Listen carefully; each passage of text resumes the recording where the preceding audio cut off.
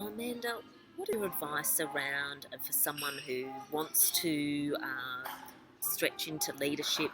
I think for me, having an industry where there's a very high concentration of leaders that are very experienced, very much the same in terms of their background and that they've been around for a long time. My greatest fear was, how do I add anything more to the leadership? There's so much of it already and they're doing it really well. Mm, And I guess what I had assumed early on was that I needed to replicate that and be the same and use the same techniques. And I remember talking to you about this a while ago, that it didn't quite sit well with me, and I didn't. At one point, I was questioning whether this was my future career path, right. Mm-hmm.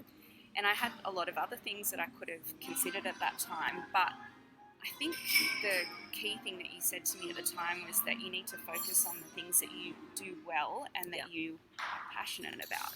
Yes. And for me, there was the work, but the qualities and the skills and the things that I was good at and that I could bring to it were really just as valuable as what the existing leaders are bringing, but very different. So I had to really remind myself and build that confidence to focus on what I was good at and do it in my own way, because that's the only way that you can add extra value. Otherwise, I may as well just be another partner that adds absolutely nothing to the business. Same.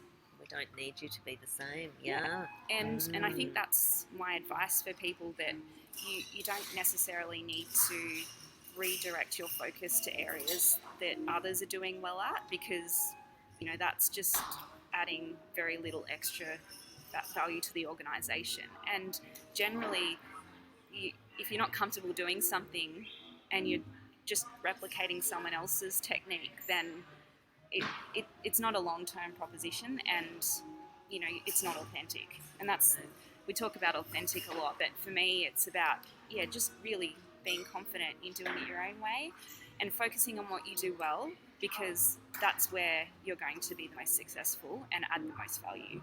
And just trust in it. Don't question your unique proposition. I love that. And it's so much easier to say than to do. Absolutely. Right? So I just want to really recognise you, Amanda, for not only saying it but doing that. That's the hard, tough calls when you see others doing things.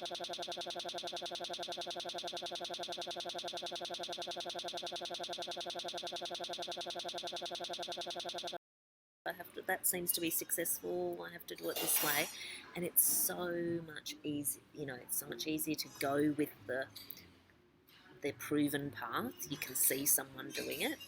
It is a bit harder to stand firm and get clear and really stand firm.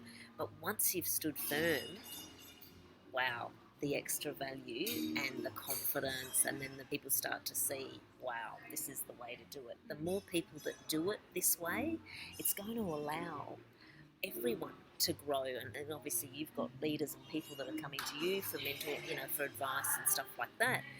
And they can then do it their own differentiated, standout way. So the organisation's going to benefit, they're going to benefit, teams are going to benefit. We all get a better result. So amazing. Thank you, Amanda.